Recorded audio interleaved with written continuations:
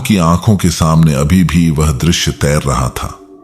उसका 6 साल का बेटा राजू सड़क पर खेल रहा था और अचानक एक तेज रफ्तार कार ने उसे टक्कर मार दी।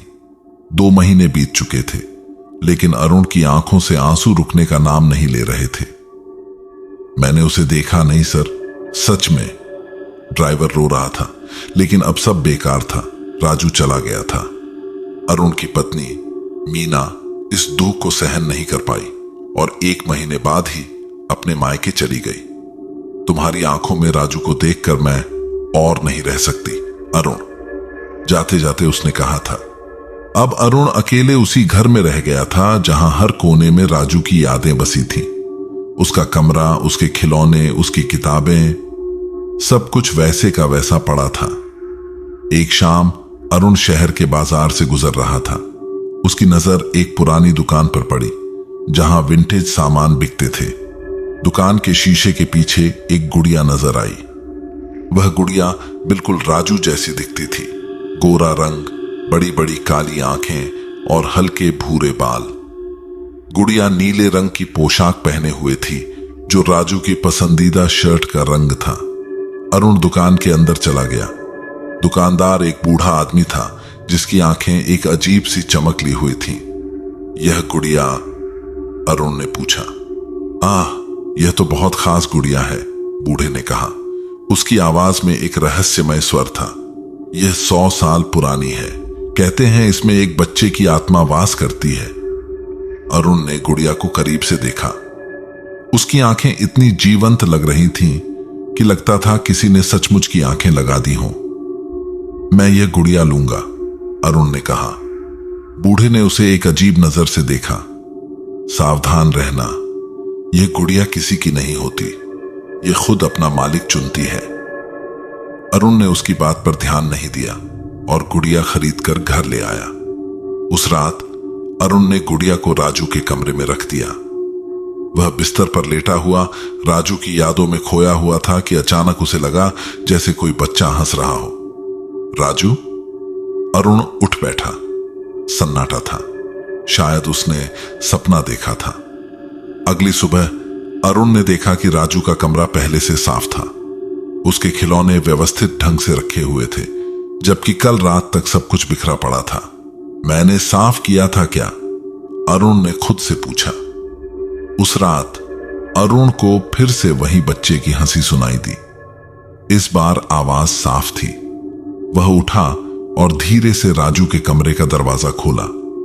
कमरे में अंधेरा था, लेकिन चांद की रोशनी में वह गुड़िया दिख रही थी। उसकी आंखें खुली हुई थीं और लग रहा था जैसे वह सीधे अरुण की तरफ देख रही हो। तुम जिंदा हो? अरुण ने फुसफुसाते हुए पूछा। गुड़िया ने कोई जवाब नहीं दिया, लेकिन अरुण को लगा जैसे उसने गुड़िया की आंखों में एक चमक देखी। अगले दिन अरुण ने गुड़िया को अपने साथ लिविंग रूम में रख दिया। वह उससे बातें करता, उसे खाना खिलाता जैसे वह सचमुच का बच्चा हो। पड़ोसी उसे पागल समझते, लेकिन अरुण को इससे कोई फर्क नहीं पड़ता था। एक शाम जब अरुण गुड़िया के सामने बैठा हुआ था, उसने महसूस किया कि कमरे का तापमान अचानक गिर गया है। हवा में एक अजीब सी खुशबू आ रही थी, वही खुशबू जो राजू के बालों में हुआ करती थी जब वह नहा कर आता था। राजू, तुम हो ना? अरुण की आवाज कांप रही थी। तभी अचानक गुड़िया की आंख से एक आंसू निकला। यह देखकर अरुण की सांसें रुक सी गईं। मेरा बेटा, तुम वापस आ गए। अरुण ने गुड़िया को गले लगा लिया। उस रात अरुण ने गुड़िया को अपने साथ सुलाया। आधी रात को उसे एक अजीब सी आवाज सुनाई दी, जैसे कोई छोटे छोटे कदमों से चल रहा हो। जब उसकी आंख खुली तो वह गुड़िया उसके तकिए के पास नहीं थी। वह डरा हुआ सा उठा और कमरे से बाहर आया। लिविंग रूम से हल्की सी आवाज आ रही थी। जैसे ही उसने दरवाजा खोला, उसने देखा कि गुड़िया सोफे पर बैठी हुई है और उसका सिर धीरे धीरे घूमकर अरुण की तरफ हो गया। गुड़िया के होंठ हिले और एक बच्चे की आवाज में बोली, पापा। अरुण की सांसें रुक सी गईं। गुड़िया के मुंह से निकला पापा शब्द उसके कानों में गूंज रहा था। वह जमीन पर गिरते गिरते बचा और खुद को संभाला। राजू, तुम हो ना? अरुण की आवाज कांप रही थी। गुड़िया ने फिर से होंठ हिलाए, लेकिन इस बार कोई आवाज नहीं निकली। उसकी कांच की आंखों में एक अजीब सी चमक थी, जैसे कोई जीवित प्राणी उनमें बसा हो।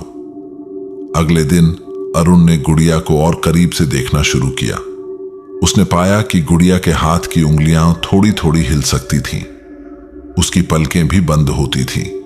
यह कोई साधारण गुड़िया नहीं थी। तुम मेरे साथ रहोगी ना? अरुण ने गुड़िया से पूछा, जैसे वह सचमुच का बच्चा हो। गुड़िया ने अपना सिर हल्का सा हिलाया। अरुण की आंखों में खुशी के आंसू आ गए। उसे लगा जैसे उसका बेटा वापस आ गया हो। लेकिन उसी शाम से अजीब घटनाएं होने लगी। अरुण को रसोई से बर्तनों के खनखनाने की आवाज आई। जब वह गया तो देखा कि सारे बर्तन जमीन पर बिखरे पड़े थे। उसे लगा शायद चूहा होगा। फिर उसे अपने बेडरूम से सिसकने की आवाज सुनाई दी। जब उसने दरवाजा खोला तो गुड़िया बिस्तर पर बैठी थी और उसकी आंखों से आंसू बह रहे थे। तुम रो क्यों रही हो? अरुण ने पूछा। गुड़िया ने अपना सिर घुमाया और अलमारी की तरफ इशारा किया। अरुण ने अलमारी खोली तो उसमें राजू की पुरानी तस्वीरें थीं, जिन्हें उसने दुख के मारे छुपा दिया था। तुम सब जानती हो? अरुण हैरान था। उस रात अरुण को सपना आया। वह एक अंधेरे कमरे में था और कोई बच्चा रो रहा था। जैसे ही वह आवाज की तरफ बढ़ा, उसने देखा कि गुड़िया एक कोने में बैठी है और उसके हाथ में एक खूनी चाकू है। अरुण की नींद खुल गई। वह पसीने पसीने में था। जैसे ही उसने आंखें खोली, उसने देखा कि गुड़िया उसके बगल में लेटी है और उसकी आंखें खुली हुई हैं। क्या हुआ पापा? एक बच्चे की आवाज ने पूछा। अरुण चीखना चाहता था, लेकिन आवाज गले में अटक गई। तुम बोल सकती हो? हाँ पापा, गुड़िया बोली। मैं यहां तुम्हारे पास रहने आई हूं। अगले कुछ दिनों तक अरुण और गुड़िया ने एक अजीब सा जीवन जीना शुरू किया। गुड़िया बोलती थी, हिलती डुलती थी और अरुण से बातें करती थी, लेकिन उसकी आवाज हमेशा एक जैसी रहती, सपाट और भावनाहीन। एक दिन अरुण की पत्नी मीना अचानक घर आई। वह कुछ सामान लेने आई थी। अरुण, तुम ठीक तो हो? मीना ने पूछा। उसकी आंखों में चिंता थी। हाँ, मैं ठीक हूं, अरुण ने कहा। राजू वापस आ गया है। मीना की आंखें फैल गईं। क्या कह रहे हो तुम? अरुण ने गुड़िया दिखाई। यह रहा हमारा बेटा, इसमें राजू की आत्मा आ गई है। मीना ने गुड़िया को देखा और उसके रोंगटे खड़े हो गए। अरुण, यह सिर्फ एक गुड़िया है, तुम्हें डॉक्टर के पास जाना चाहिए। नहीं, अरुण चिल्लाया, यह सिर्फ गुड़िया नहीं है, यह हमारा बेटा है। मीना डर के मारे वहां से भाग गई। अरुण ने गुड़िया को गले लगा लिया। चिंता मत करो, मैं तुम्हें किसी के साथ नहीं जाने दूंगा। उस रात गुड़िया ने अरुण से कहा, पापा, मैं अब और यहां नहीं रह सकती, मुझे वापस जाना होगा। नहीं, अरुण रो पड़ा, तुम मुझे फिर से अकेला नहीं छोड़ सकते।